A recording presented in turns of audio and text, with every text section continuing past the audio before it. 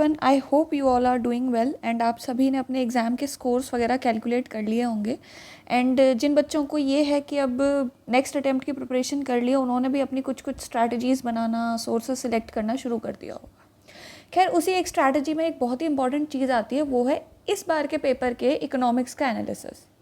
ठीक है, आपके इकोनॉमिक्स के इस बार के एग्ज़ाम में 2026 CAPF एग्जामिनेशन में देयर वर 8 to 9 क्वेश्चंस। ठीक है, I am including the current affairs here, मैं करंट अफेयर्स को यहाँ पे इंक्लूड कर रही हूँ। ठीक है, तो 8 to 9 क्वेश्चंस थे। Out of those 8 to 9 questions, almost 4 questions were there from the current affairs and 4 to 5 questions were there from the static portion. ठीक है, लेकिन इस बार की जो आपकी इकोनॉमिक्स रही है ना, जनरली जो आपकी इकोनॉमिक्स हर साल आती है उससे थोड़ी सी डिफरेंट रही है, या फिर मैं ये कहूँ कि CSE के पैटर्न पे ये ज़्यादा शिफ्ट हो गई थी करंट अफेयर्स वाले क्वेश्चन को छोड़ के।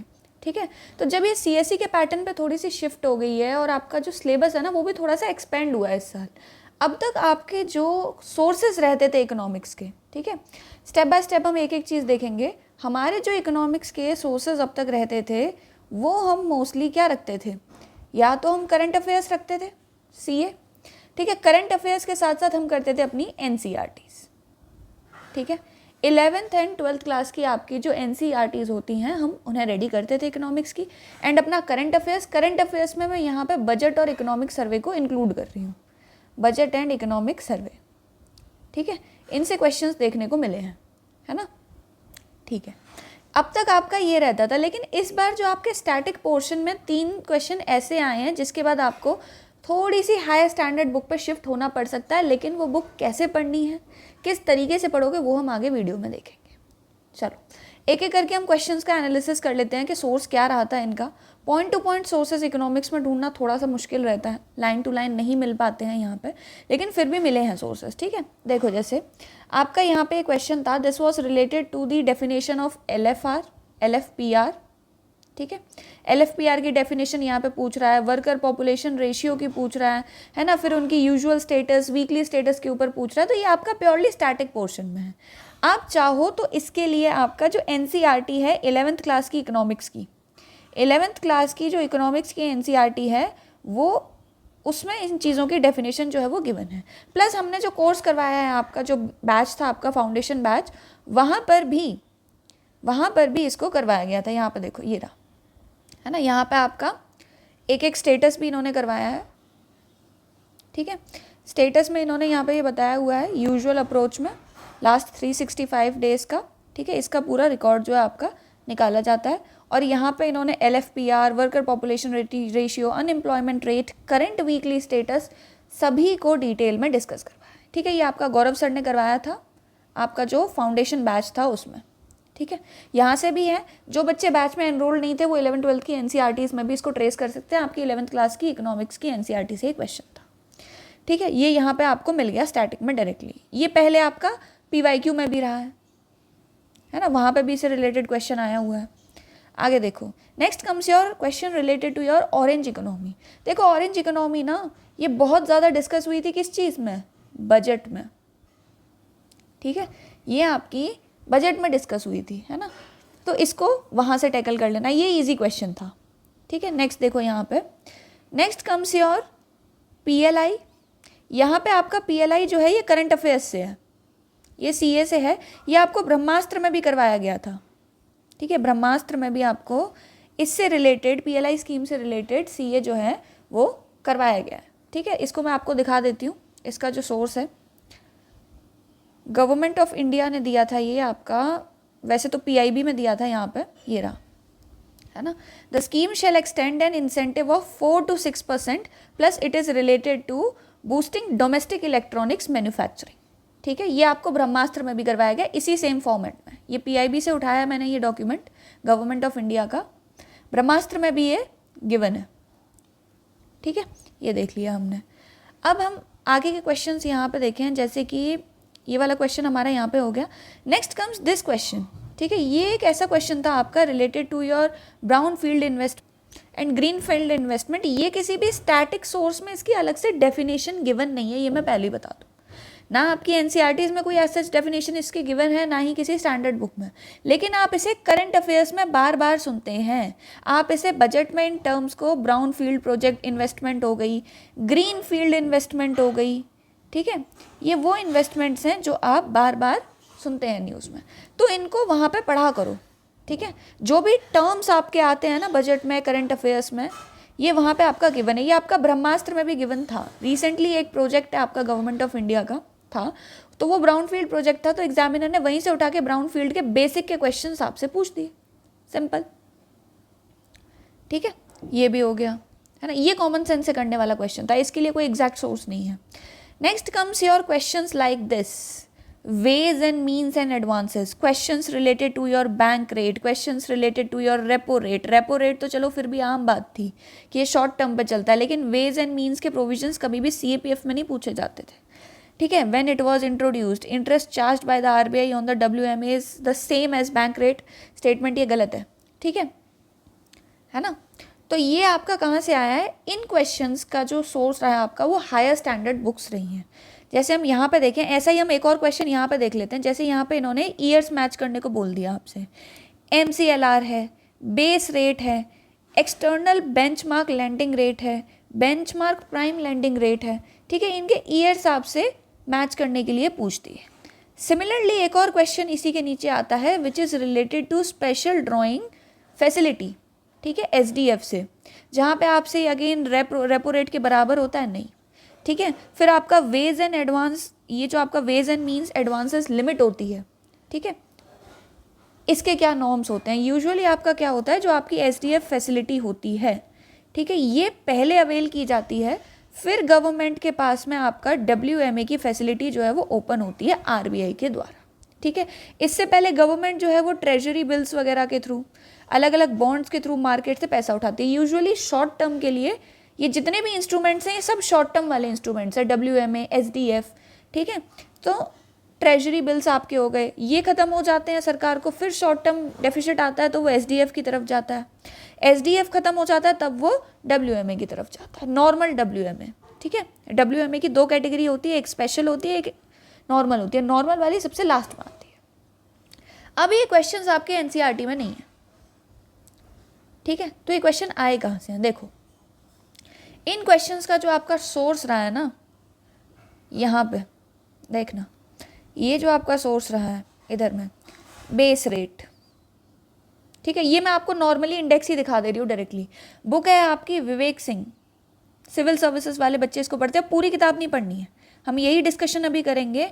विवेक सिंह आपको पूरी बुक नहीं पढ़नी है, ठीक है, इसके कुछ स्पेसिफिक चैप्टर्स हैं जो आपको रीड करने हैं, है ना, जिससे कि आपका CAPF तक का काम चल जाएगा। बाकी आप अपना NCERT, करंट अफेयर्स और बजट को रेडी रखना इकोनॉमिक्स के लिए, ठीक है। तो विवेक सिंह की इंडियन इकोनॉमी बुक है ये, यहाँ पे देखो बेस रेट, MCLR, है ना, एक मिनट, हाँ, एक्सटर्नल बेंचमार्क रेट, ये पूरा एक चैप्टर है यहाँ पे गिवन, ठीक है। फिर इसके अलावा आपने ऊपर WMA के कॉन्सेप्ट्स देखे थे, तो वो यहाँ पे देखो, ये है ना, इधर में government securities, exchange rate system, इसमें आपका बैंक रेट्स आ जाएगा, ठीक है। इसी में आपके रेपो रेट की बात होगी, रिवर्स रेपो रेट की बात होगी, पूरा एक कॉरिडोर होता है जहाँ पे रेपो रेट की एक स्पेसिफिक पोजीशन होती है, मार्जिनल स्टैंडिंग फैसिलिटी की एक अलग पोजीशन होती है, ठीक है। तो ये जो आपके कॉन्सेप्ट्स यहाँ पे पूछे गए हैं ना, related to your WMA, related to your SDF facility, these kinds of rates, ठीक है, ये आपके इन्हीं हायर स्टैंडर्ड बुक्स में हैं, है ना। और भी आपके यहाँ पे types of company accounts and deposits, money circulation, Indian financial system, ठीक है।